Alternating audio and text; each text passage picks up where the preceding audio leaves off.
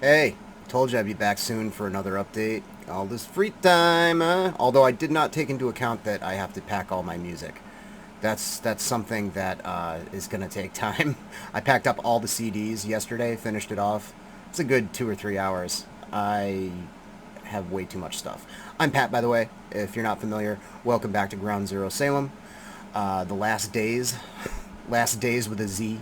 I'm down here just hanging out. I'm gonna spin a few 7 inches. I haven't done like a needle drop thing in a while. I feel like that kind of territory is best mastered by Aaron Margosian and the long departed Jason Hook, but I like to give it a spin literally once in a while. I got a stack of 7 inches, stack of wax, 7 inches and 45s that are mostly hardcore punk with one metal one.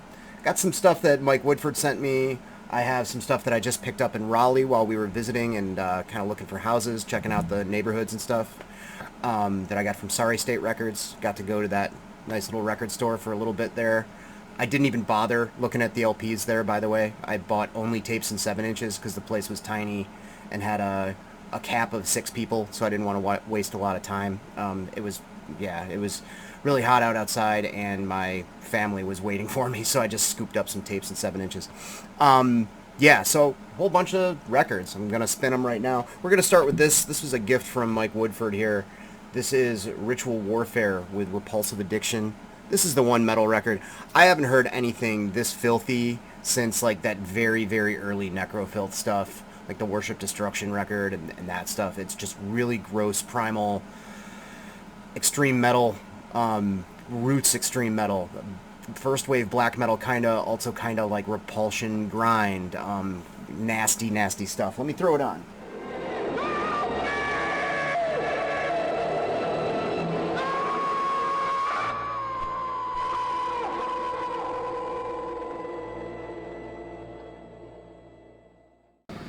This band is Canadian, by the way. Pretty great, sick cover art there. They have a previous EP from 2 years ago. CD, EP, 6 or 7 songs. This is the first time I'd heard them. Guys look like you would expect. Alcohol and Misery, Repulsive Addiction, and Bloodfucker.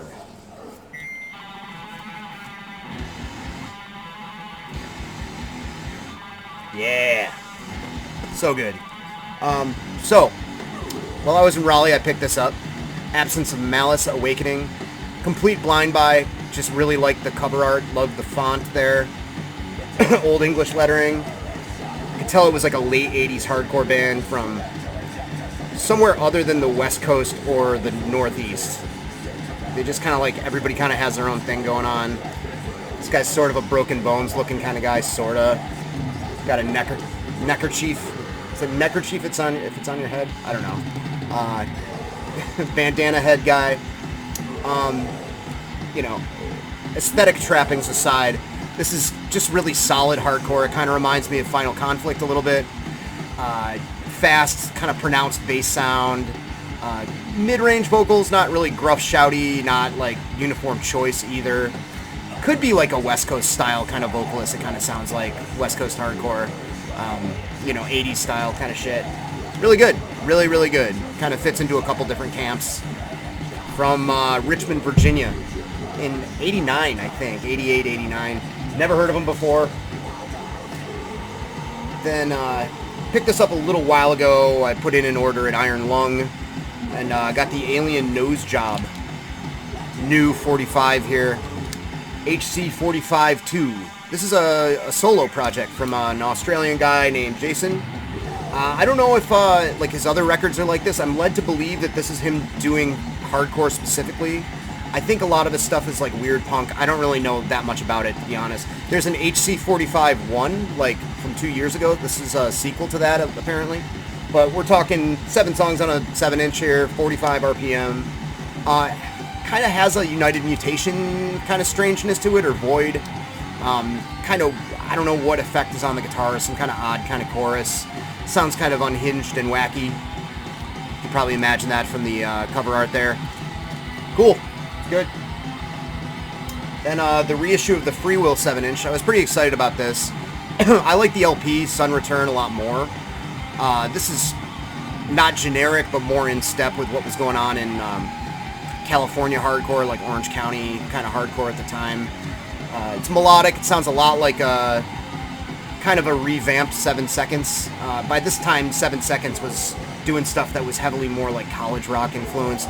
These kind of guys kind of picked up their old style and dusted it off and added some new trimmings to it. Mike Hartsfeld played in this band. He's the guy that ran New Age Records, also played in Outspoken. Their LP is really good. Sun Return, it's almost kind of more like leaning towards like, I don't know, it's kind of melodic posse hardcore, but also weirdly post-punkish. I don't know how to describe it. It's great. Then Ultraviolent, Crime for Revenge. This was a one-and-done band from England, early 80s. Really, really rough-sounding street punk, kind of oi-ish kind of stuff. Just really, really violent-sounding. Pissed, full of energy, reaching like US hardcore levels of aggression and speed on this. Very early for a UK band to be going that extreme. Very, very good. They only did a demo other than this, but this is awesome that it got repressed. It was pretty hard to find before that. I think it was originally released on Riot City, and this was on Static Shock Records. Crime for Revenge. Swinging back over to California, we've got No for an Answer, the You Laugh EP. So good. I think No for an Answer are low-rated as hell. Their LP's great too. They did a couple of records and then they were done. Vocalist went on to be in a bunch of other stuff. 411, not to be confused with 311. Let me flip the record here. Dan O'Mahony does a really good podcast, interviews a lot of hardcore people. But this record, very fast. I can see how the cover on this, which was Without a Reason, worked out so well for Monster X covering it. A lot of this stuff reaches like almost blast beat speeds. Kind of eschews that instead uniform choice melodicism. I mean, Dan O'Mahony does have sort of melodic leanings to his vocals, but they're gruffer, and it's just way more pissed and intense. You can see how this maybe helped influence some power violence stuff from around the same era and the same part of the world. Came out on Rev back in '88. And we've got a reissue of the Executes Flexi, A to Z Flexi. This is perfect Japanese hardcore. Doesn't really get much better than this. I have a later record that's like sort of death rocky stuff that's great. Crazy that they made so much of a progression from this to that. Just because it's not really metal. It's very tight though. Some of the riffs are a little bit UK 82-ish, but like at twice the speed. It's my summation of that. You know, kind of mangled, rough vocals, as is the case with a lot of Japanese stuff. Then we've got another pretty much perfect Japanese band, Raise Cane, Bootleg. Came out on Sound Pollution sometime in the 90s, I believe. Another gift from Mike Woodford. Thank you, Mike. This is great. Not sure if this is considered Blazing Spirits or not. I'm always kind of confused with that subgenre tag and what is and what isn't. But it's very tight, metallic, metal-tinged, fast Japanese hardcore. Great like leads and blazing metal guitars, but still very much firmly hardcore punk. Then we got a 7-inch from Bogota, Colombia, Raw Brigade. Bogota Straight Edge, hardcore Latino. A new great band that's mixing it up. Playing a lot of bigger shows and bigger fests before all the shutdowns and stuff. A lot of manic, really fast energy, but good busts and breakdowns that are tasteful. You know, not like pit fodder, crowd mosh pandering kind of stuff, but just keeps it interesting, keeps your head nodding. Excellent stuff. Lyrics in Spanish, political, driven, hardcore punk. The new Chubby and the Gang LP is out. I'm not going to order it because I think I can still only order it from England, and by the time it gets here I won't live here anymore, more than likely. To Tide Me Over, I have it on Bandcamp, but To Tide Me Over, if I want to listen to a record, I have this 45 that's a single, 2 songs from the new one. The Mutts Nuts is the name of the record. Lightning Don't Strike Twice and Life's Lemons on the Flip. Lightning Don't Strike Twice is one of the best rock and roll songs I've heard in forever. It's got slide guitar, seems like a little bit of an ode to Rose Tattoo. Just like pedal to the floor, fist in the air, pounding fucking catchy kind of R&B influenced oi rock and roll, street rock kind of stuff. The side B flip song, Life's Lemons, is pretty good. It's a little bit more, it's almost kind of like doo-wop influenced. It's like a little bit of a slower number. It's almost like a 50s rock and roll kind of thing through a punk filter. It's okay. That's not really my thing, but there's a couple songs kind of reach towards that on the album. I like them, and it's nice to break up the speeds, create speed variation on that, but not really my jam, that kind of stuff. Probably my favorite hardcore punk record of the year, Electric Chair with Social Capital. This reminds me of a really exciting, energetic time in hardcore when bands like Career Suicide and Fucked Up were coming around and taking what was previously well-worn territory and doing something new with it, inspired by all the early 80s California bands and Midwest, like Negative Approach, but kind of doing their own spin with fairly modern production. And this feels like that again. I can't really pin down exactly what scene or whatever era this band's trying to emulate. It's all very influenced by 80s stuff, but at this point the genre's existed for over 40 years about now, and you can get different influences from stuff that was going on in the early 2000s till present too. Regardless, it's a kick in the balls, fast, snotty hardcore punk record with a fair amount of, I'd say, like some California in there, but some British stuff too. It's just really catchy and well written, and it's really good. Alright, what am I going to throw on next? The record's over. Why don't we throw this on? Yeah! Let's throw that on since I talked about it so much. Maybe I can comment on it.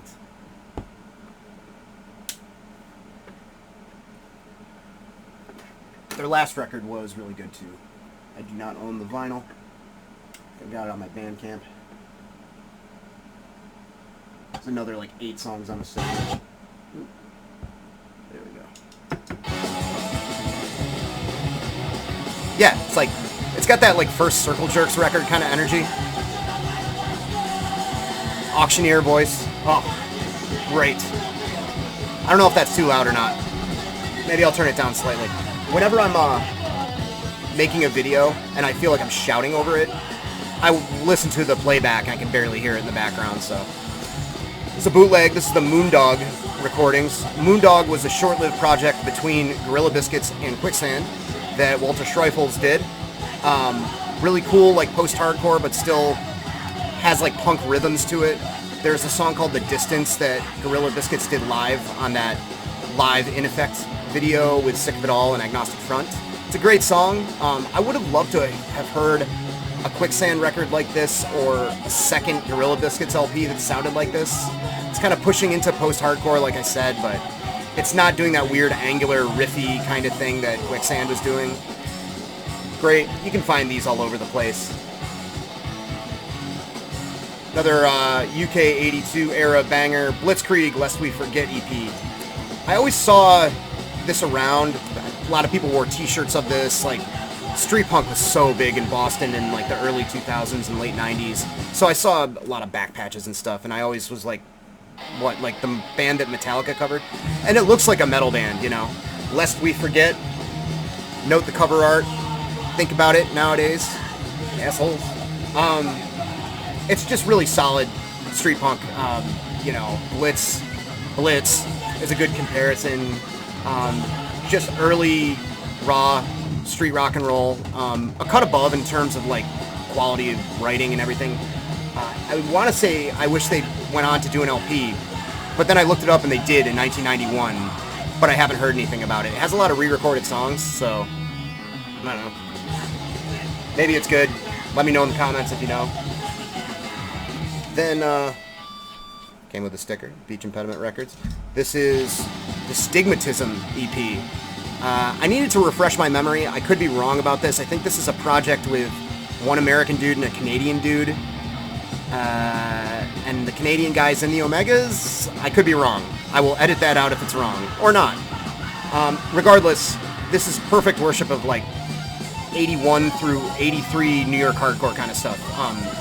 Like any of those bands that had like a lot of songs on a 7-inch, notably Antidotes, Crackdown, the first Agnostic Front EP, all that kind of stuff. This does that perfectly.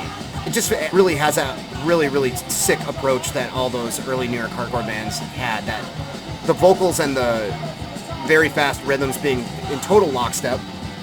This guy's doing a pretty good job of that. And yeah, just the execution is, the worship is perfect on this. Then the Chisel, Deconstructive Surgery. This is another UK band. Might even have a member of Chubby and the Gang. I don't know. I really haven't done a lot of reading with seeing who's in what from the UK HC scene with like Violent Reaction and the Flex and all those bands. Fantastic scene. The Chisel came out of that. It is also very oi, but also relatively hardcore influenced. Just solid, really catchy, rough vocal, British oi-core kind of stuff. I never liked that. I heard that term before, oi-core. I feel gross saying it. It's weird. And this I bought, also, picked this up in Raleigh. Another blind buy. I was like, well, it's got the pen and ink Grim Reaper and that font, you know. I mean, so many people have used that. Sacrilege, Disclose, Discharge, of course. You really can't go wrong, you know.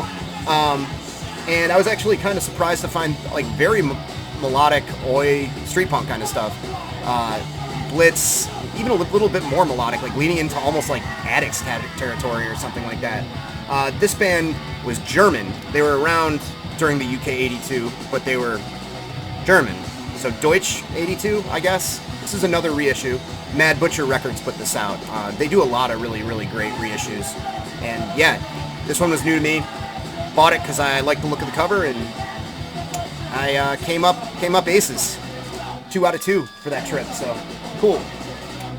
That's it. This record rules. Check out Electric Chair. I think it's sold out everywhere. Maybe it got repressed. I don't know. Look into it. Oi.